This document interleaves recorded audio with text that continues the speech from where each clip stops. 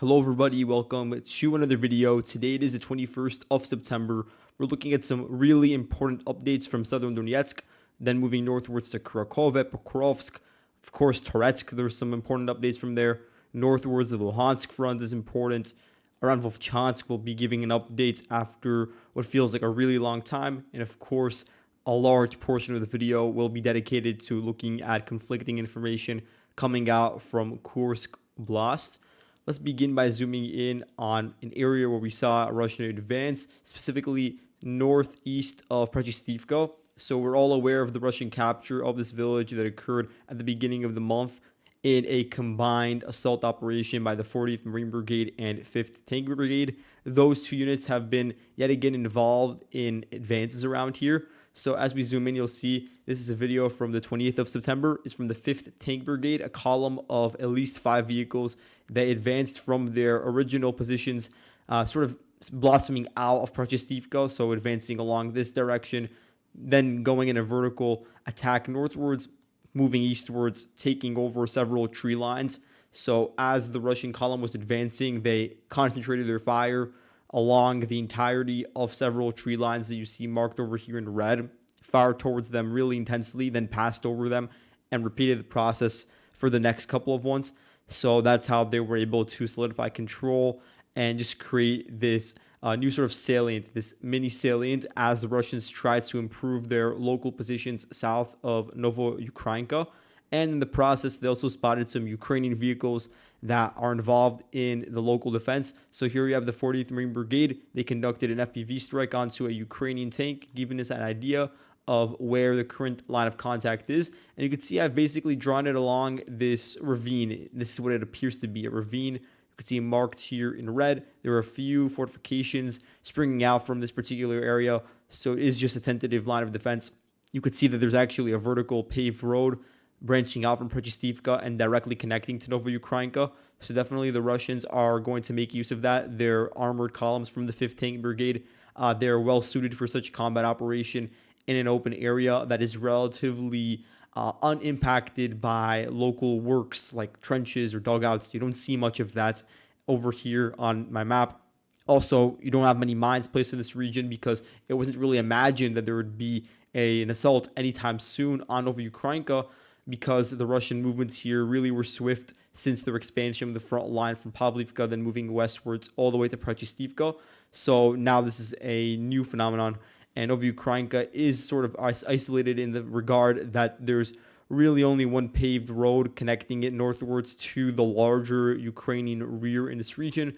And there's also one other road connecting it to Vovchansk, which is also in a sort of issue now where it's becoming more and more insular as the Russians advance and their range of mortars, shorter range artillery, is able to reach more and more of these choke points throughout the logistical process. But then, of course, you have the open fields to transport equipment through. So yeah, just keep an eye out for the Russian movements over here as they're now waging this vector northwards.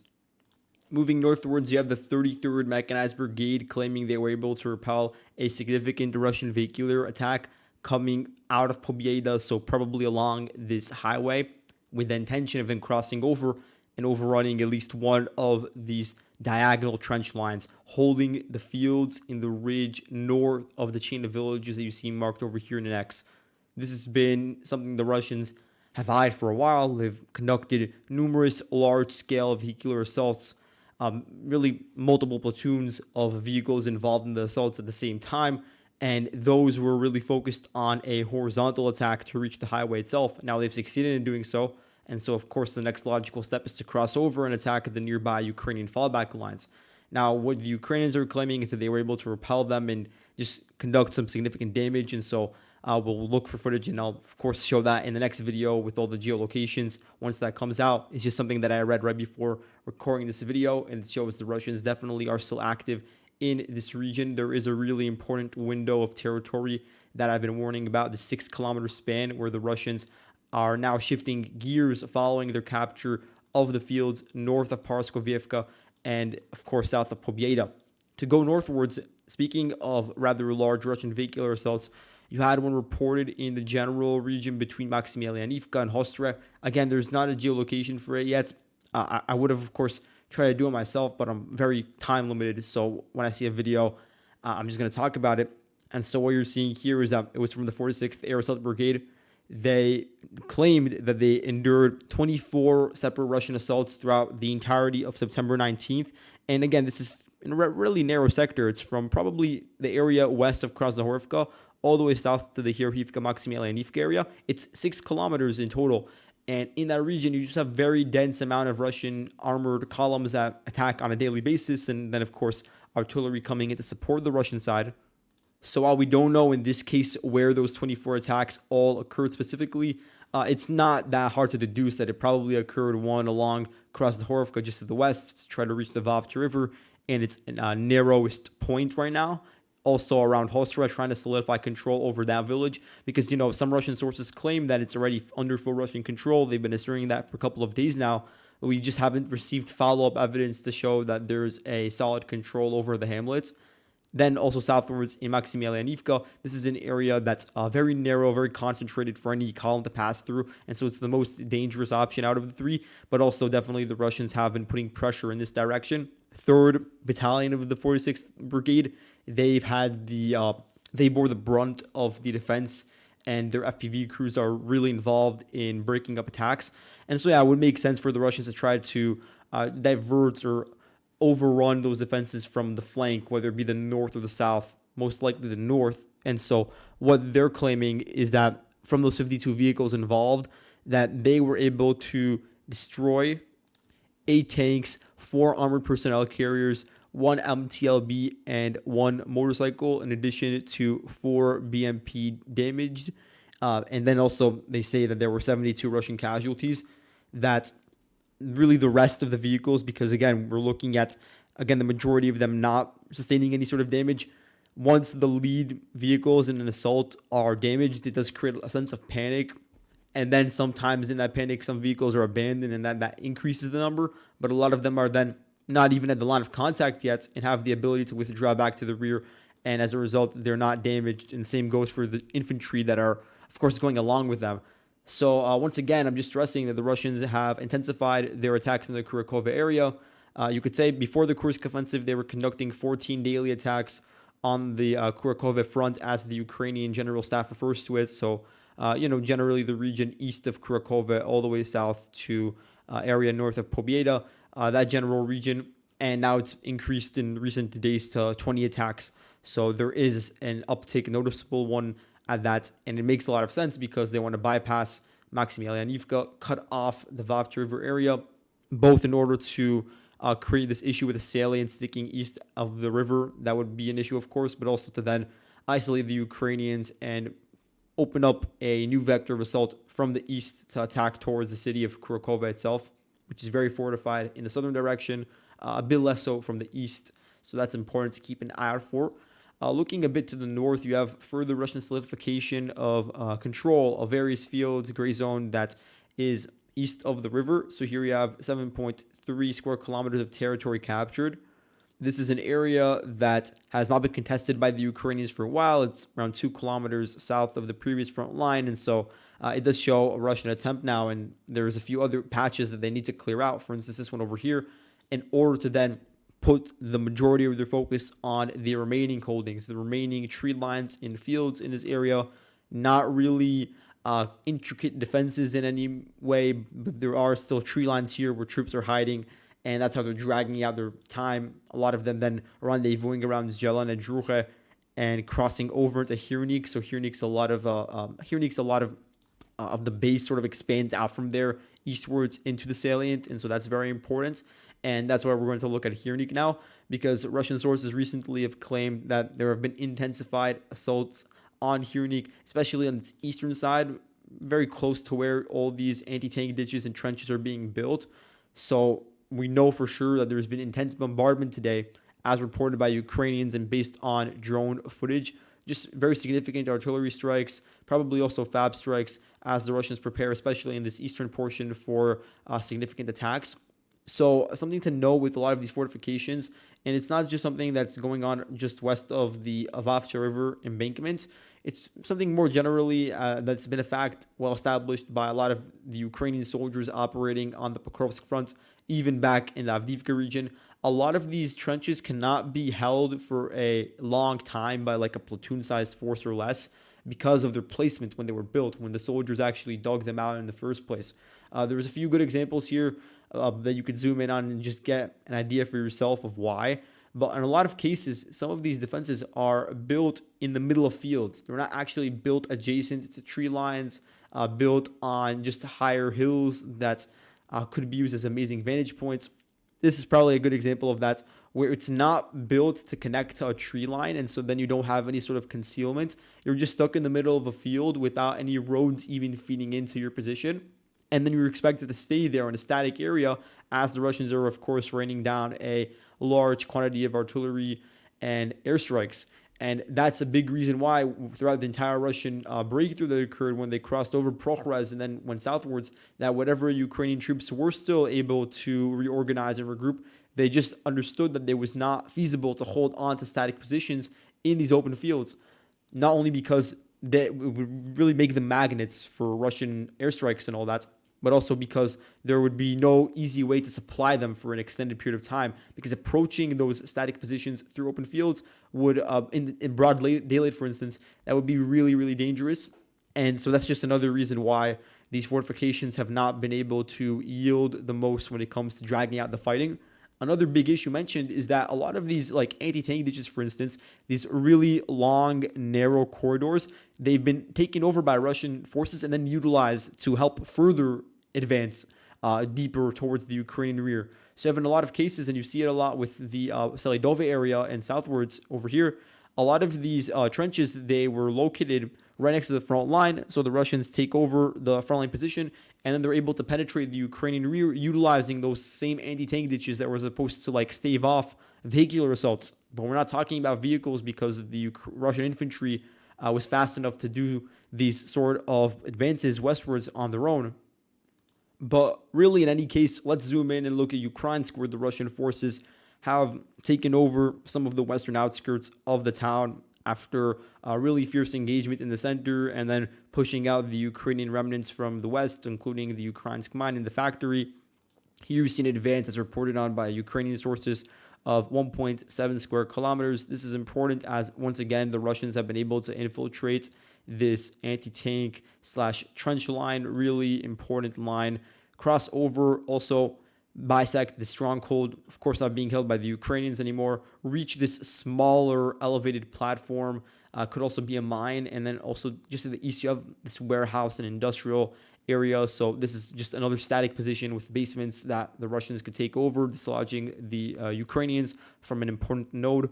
Now that they have control of this region, the Russians actually have access to a vertical road connecting to the southern outskirts of Selidove, right next to the hospital, where previously Russian DRGs were very active. And then southwards, if you look at it, it's a direct entrance to Surkunia.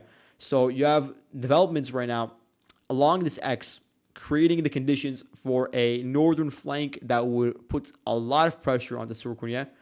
Also, of course, you have the Russians a couple of kilometers away from the village from the east, but we haven't seen much pressure coming in horizontally towards the Ukrainians that are sort of regrouping around this village. So you could see how the Russians, even though they're not engaged in, you could say, urban assaults at the moment or village-to-village attacks, they are creating the framework for future assaults towards this village, which then, I've stressed this before, but I'll say it again, it would create a big wedge in between the Ukrainians at the line of contact, all those units to the east, and the ones on the rear or along various other chains of villages located to the northwest, a bit further away from the front line. Some good examples include Novoukrainka. That's just one that stands out to me, but Andriivka is probably the best example. You could see it over here. A lot of the center of gravity for the Ukrainian command and logistics has shifted away from Pokrovsk towards this area. So that is important to note. More generally, if we're talking about the Pokrovsk region, you had the Ukrainian Pravda newspaper. I think they did a good job basically going over all the issues with the Ukrainian defense of the Pokrovsk front that I've discussed in detail since the fall of Avdiivka. So they just had this summary going through the timeline. And so just some specific things that I found interesting because they talked about Ukrainian units in there. You had an interview with the 108th Mechanized Battalion, Da Vinci Wolves. I thought it was an independent battalion, but apparently now it's attached to the 59th Brigade, which I suppose makes sense because it's supposed to sort of beef up their manpower. So they discuss how they basically majority of their wounded are coming specifically from bullets.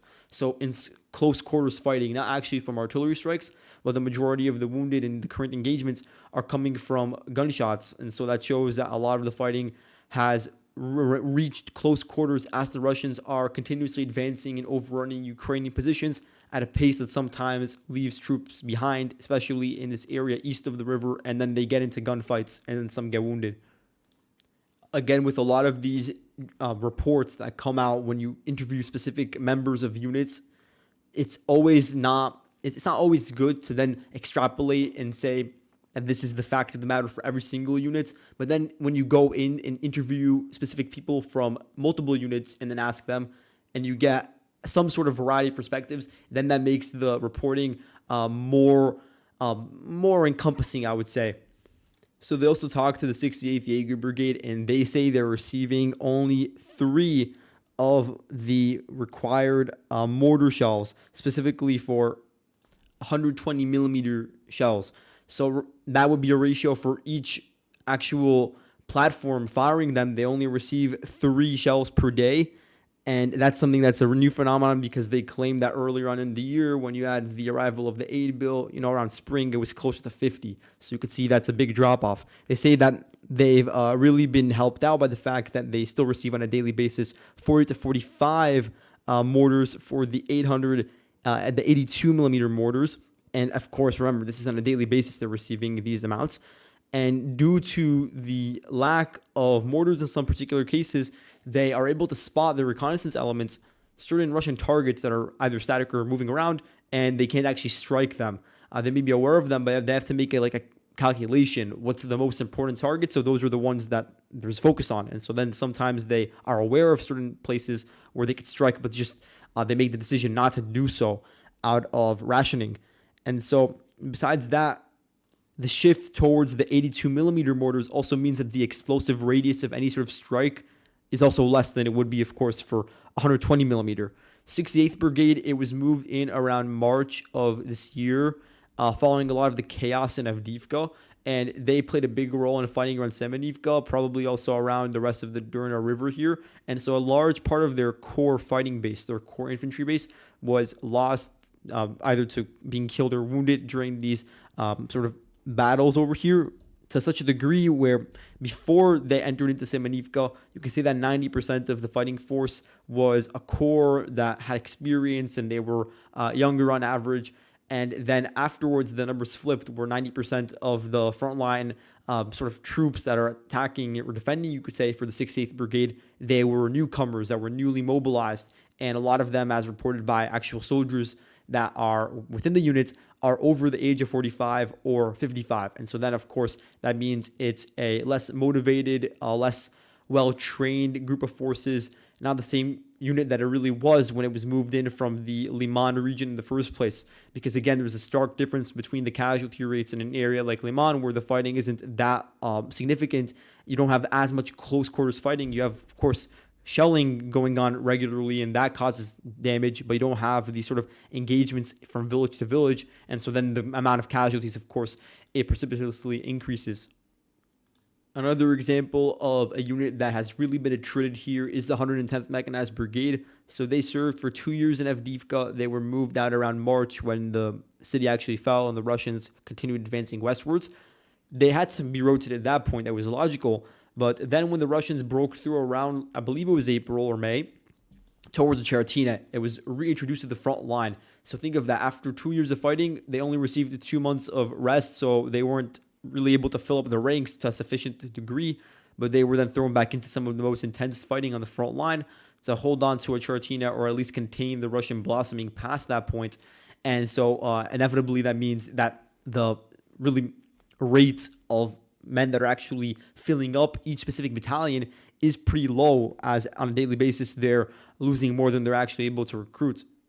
So it was actually reported by members of the unit that only 40% of their infantry is staffed. So that's not talking about, logistics, rearmen, medics. Those are, of course, still present, and their numbers aren't as diminished. But when you talk about actual frontline fighters, it's only 40% of what it should be. So best case scenario, that would be around 800 men that are actually there out of 2,000. But depending on the size of the actual infantry corps, it could be less. Now, when it comes to other defenders in Pokrvosk, you have the 151st Mechanized Brigade, newly formed unit from last year, of course. Talked about them in depth. They don't have much of an issue when it comes to staffing command roles because, again, when you're creating a unit, the first thing you're doing is creating the structure and the leadership. So that issue isn't really bolting out for them. It's more so the fact that the units, the new recruits that they have integrated, are not combat experienced. And so right now they're gaining that experience as we speak, as they continue to defend around Hordivka, and have also been detached to a certain degree and are defending southwards near the Luhansk region. And so as we want to shift back to the front line for a second, here you can see a Russian advance amounting to 4.4 square kilometers. This is really important because it's the culmination of the Battle of Hordivka, with the Russian forces taking over the vast majority of the town, with only the northwestern corner left to be contested or under partial Ukrainian control. You do have Ukrainian fallback line nearby, though, so that's the silver lining, that it's not that right now the entire eastern flank of Mirnohrad is about to fall. But as you zoom in, you can see there are these really large structures, and these ones actually are built adjacent or connected to tree lines, and so it is easier to hold on to them.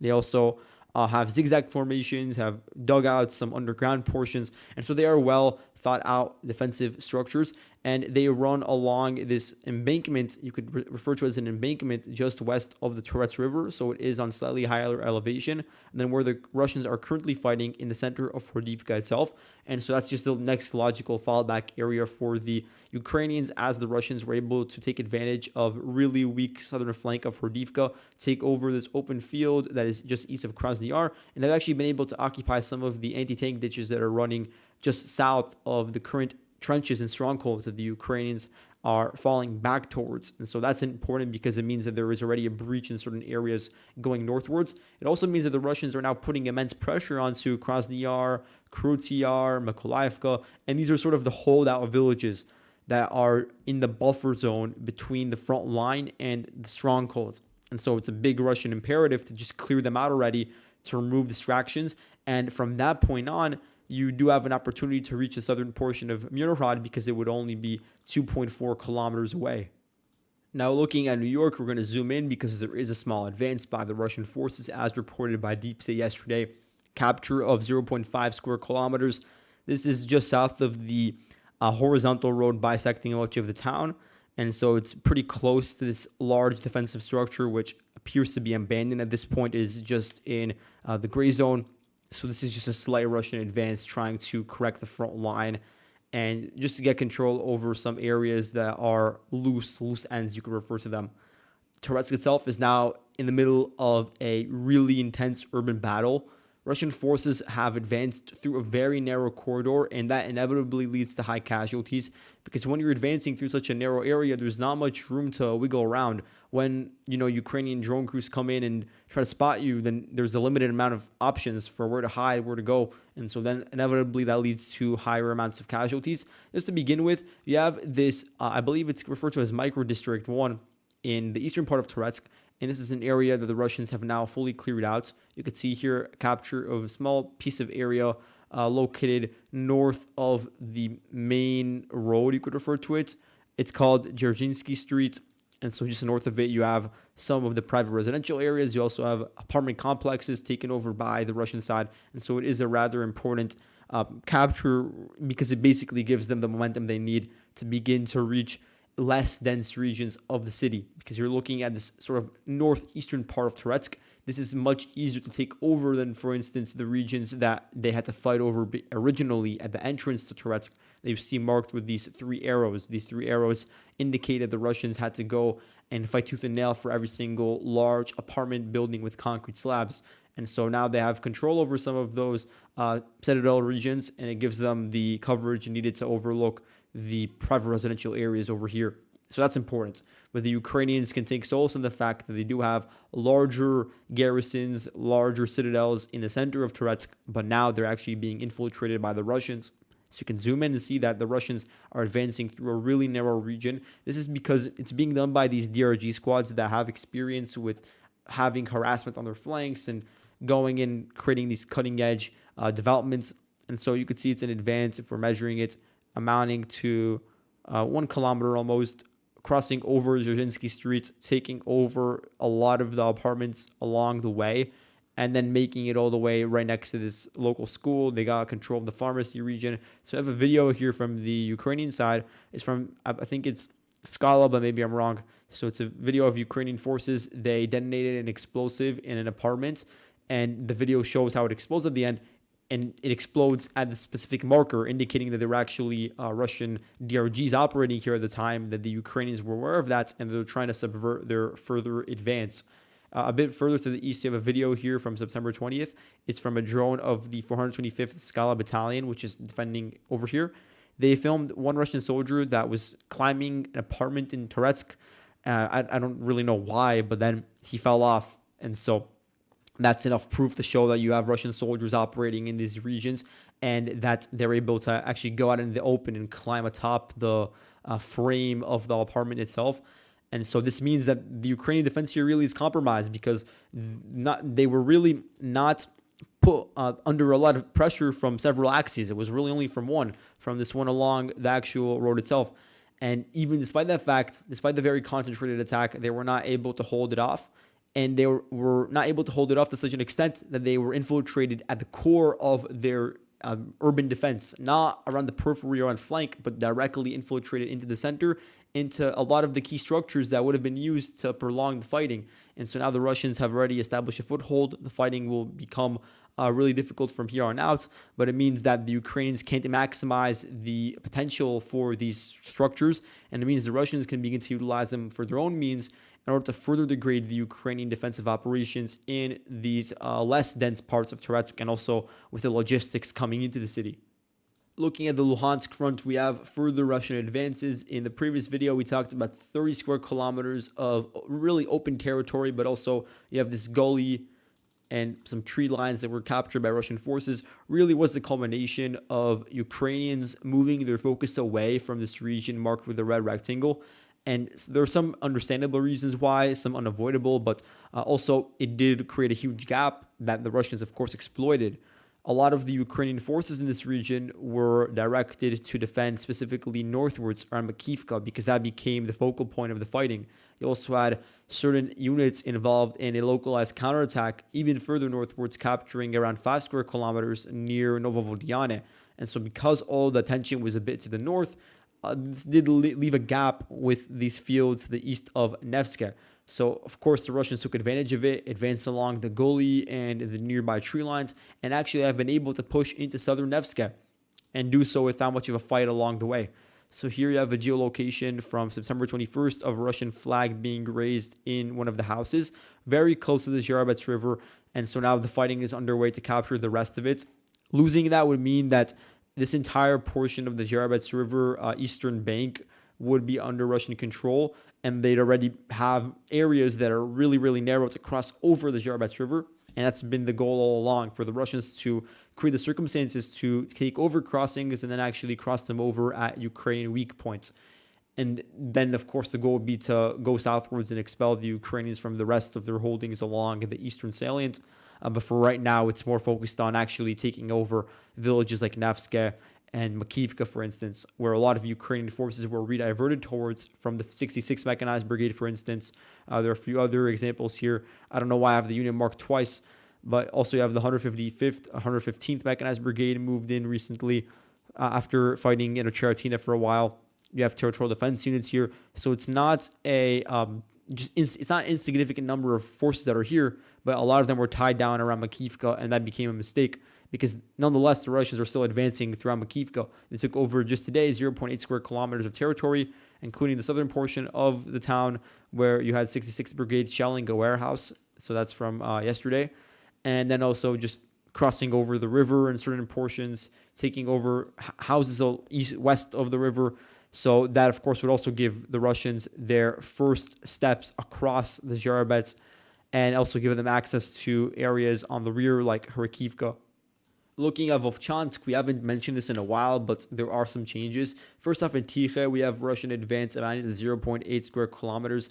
You have a video of two BMP-3s, Russian vehicles, entering into Tikha's northern outskirts, so they were just meandering around here, conducting firing operations, with the Ukrainians, of course, returning the favor.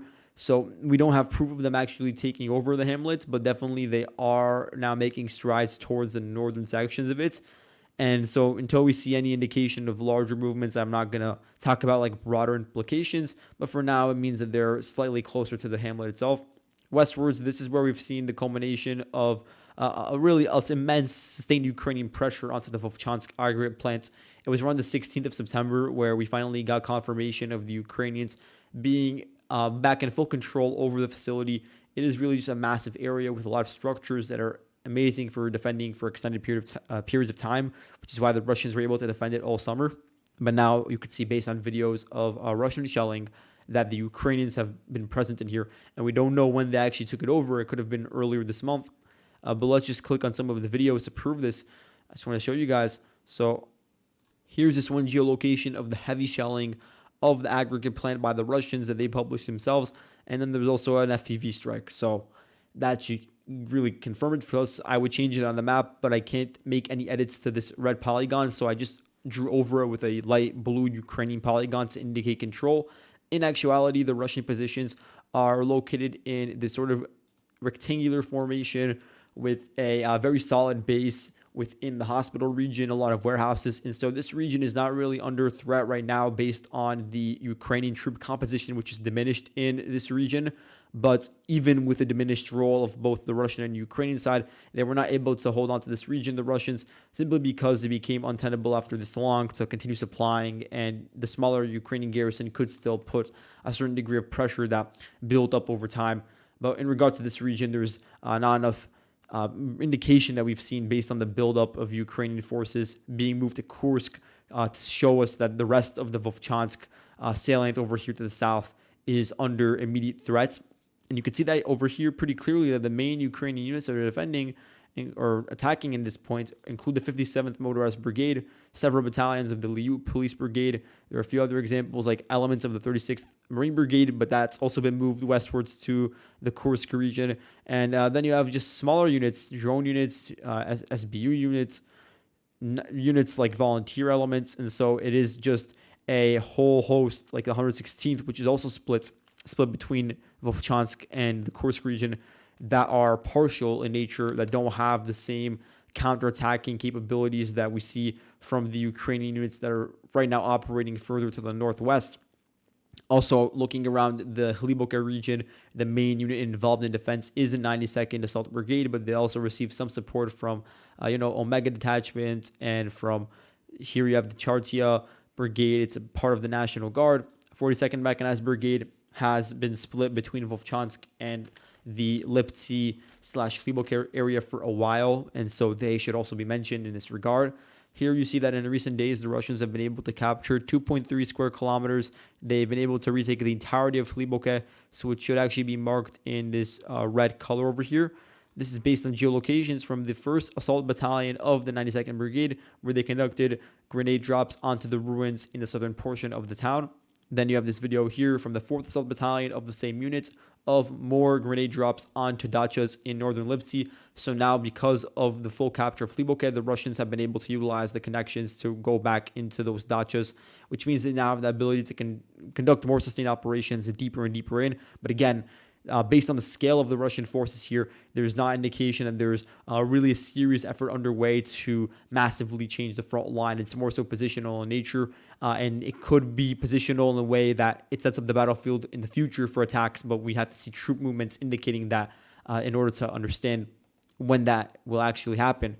Because when you're looking at the actual troop movements, a lot of the Russian garrison, a huge chunk of it, and I'm going to be very specific in future videos about this, but a huge quantity of territorial defense units, but also VDV units have been moved away from the operation in Vovchansk, a part of Army Group North, and have been sent here, understandably.